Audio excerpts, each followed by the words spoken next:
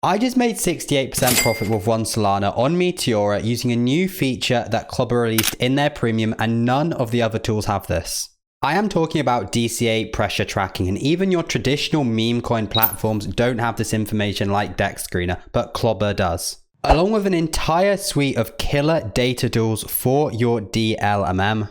Clobr let me see the entire buy schedule of some particular wallets with over one sol being bought every single 10 minutes. And along with technical analysis, allowed me to identify a solid floor to buy tokens and DCA out of. I'm going to show you what every other tool is missing and why this one feature alone could be worth the price.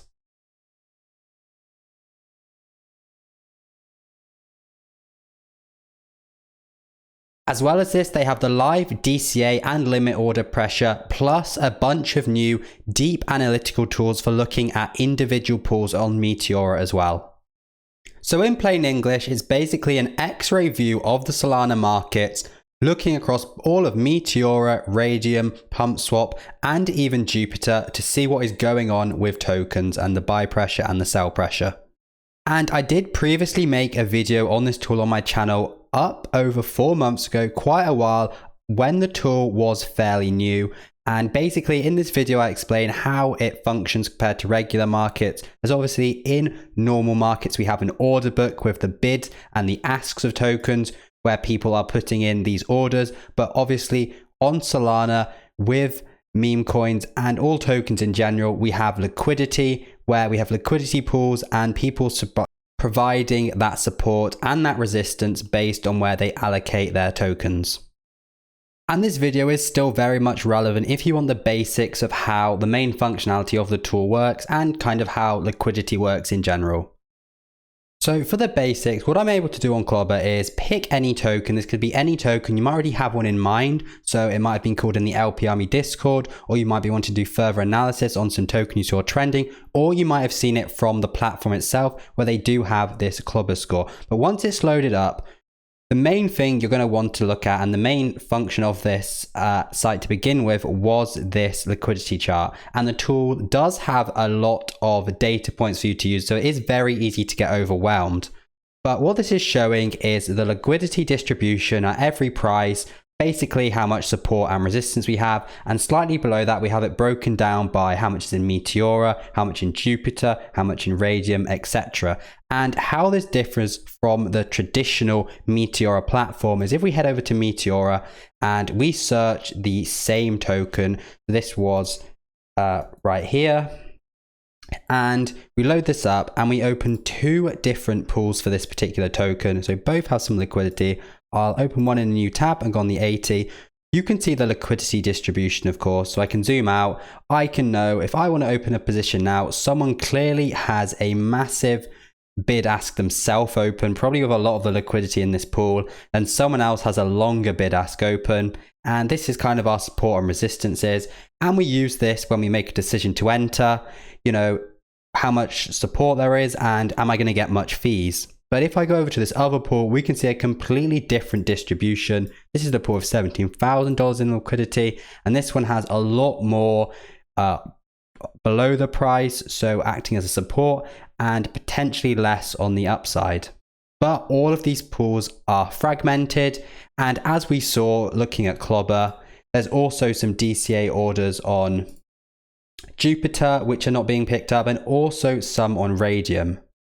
So even just having this one aggregated view of liquidity is really useful, and there's a few key shapes you can look for. I'm not going to dive too much into them, but standard, you're going to see a mixture, you know, a lot of bid, a lot of asks as the price, the token and the price kind of discover themselves and it forms a range. But if I just go onto the top tokens, you can see a few different kind of liquidity distributions here. You can see on this easy to predict token, it's a little bit older, a little bit higher market cap. We have this massive bid ask structure with the current price, and you can see it's just falling into that, and as the price falls the liquidity gets deeper. But if we look at some of these other tokens with a lower market cap, you know, sub $1 million, you can see it's very different, and we have a massive support, you know, a bit below this price, so that could be potentially a good price to enter. But then we also have SPSN, which is a lot more spot distributed, and the list goes on and on. But a lot of the new things have focused about going deeper into particular tokens and pools. So first of all, we have this DCA pressure, which I did briefly mention. So if I click over to this, you can see a list of the top tokens with the top potential price impact based on normally the Jupiter DCAs which are going in. And you can see some huge numbers here. If you look at that 24-hour price change, you can see over 25% on a few tokens, which of course is massive. And we can use this information to help inform our decisions.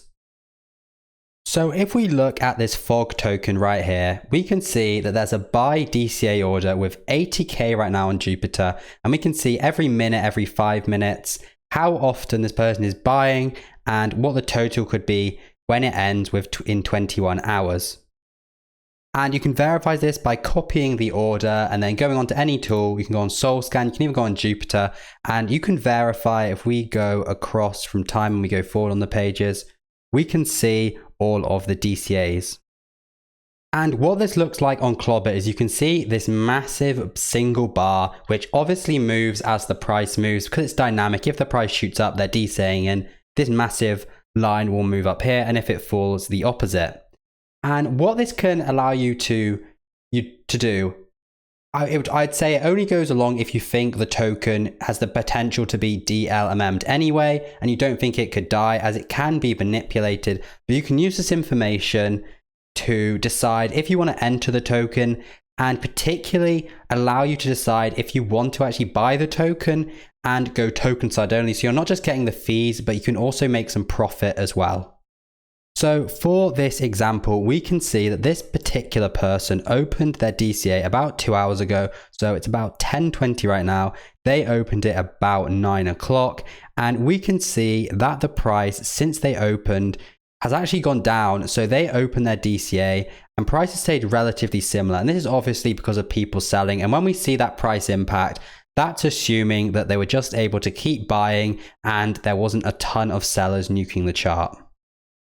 Another thing to note is they could stop their DCA at any point and just sell all their tokens. They're not necessarily going to wait the entire time frame. Very often when I've looked at wallets, they have closed it early and, either held or sold some.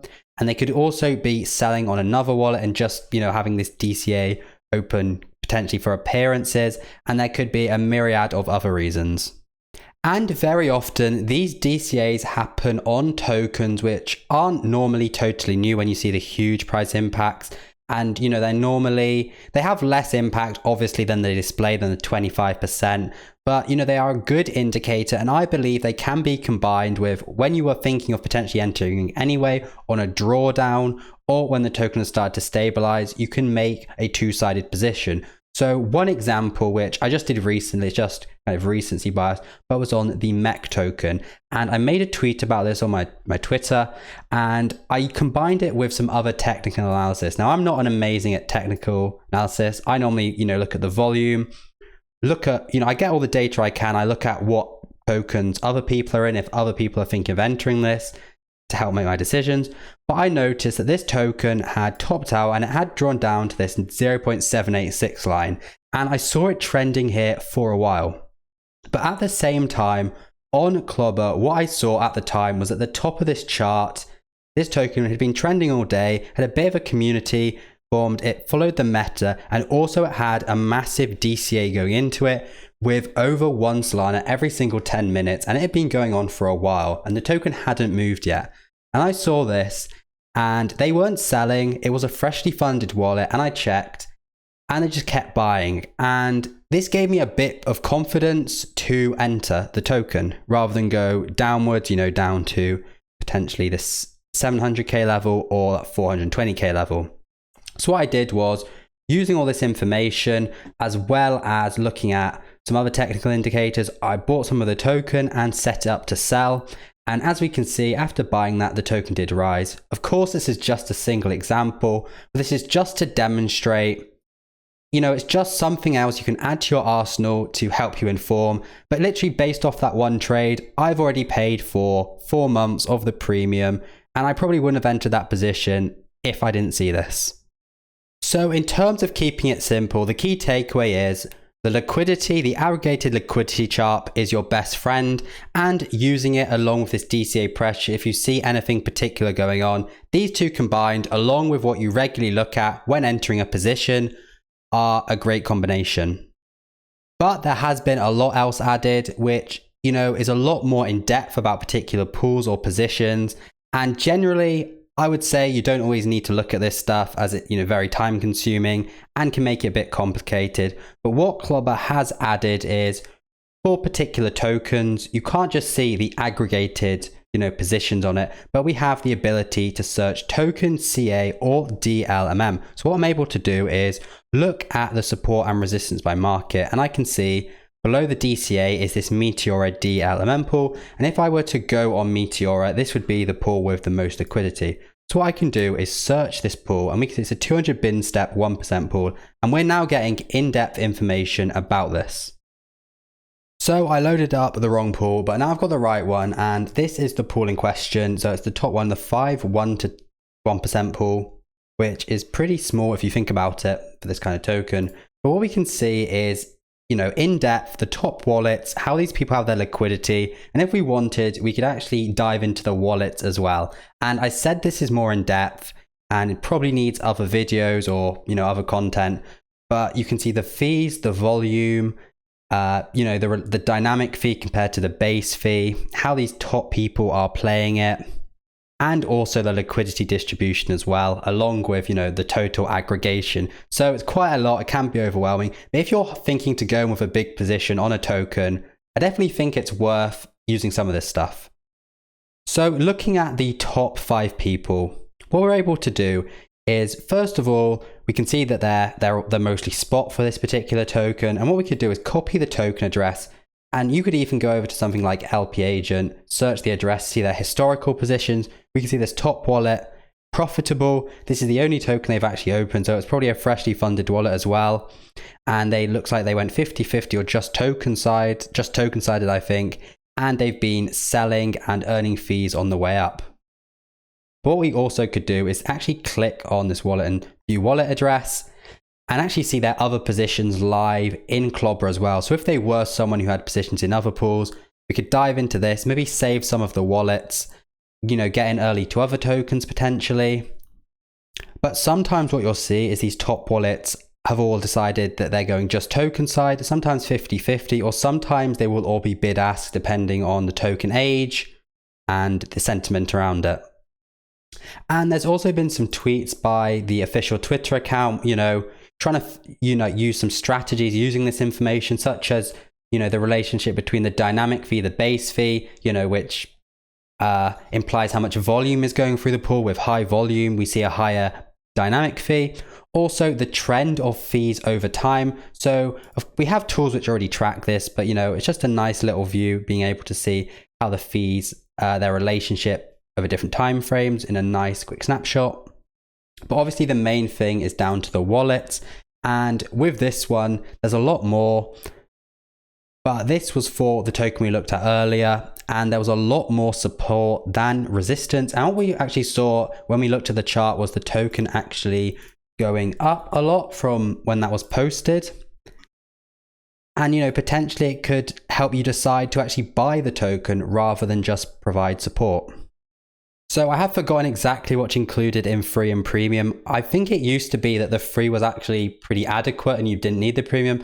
But I just think now with all the features they had, I was actually looking at it, was going to keep free, but then I just knew for a lot of this real time and fresh data and a lot of the features, I might as well just pay. It's only $29. And, I've made much bigger losses in a lot shorter time frames. And I'm not affiliated with the team, but I do think this is something which is, actually worth it. And if you do get a lot of these, so you get delayed 1 hour token freshness when you search tokens and you see the liquidity distribution, it's a bit delayed. And for the DCA pressure, it's got the 24-hour delay only, or aggregate amount, sorry. So you can't see all of the, the microtransactions, but this is okay. You could use Soul Scan, search these tokens. But I just, in regards to getting just the freshest data, you do need the premium. And a lot of the deeper features I just showed do, also require it as well. There is also the API access, and you do get 100 calls a month with the premium. This is something I haven't dived into or tested yet, but if I find a use case where it could help me, I will be looking to implement that in some way.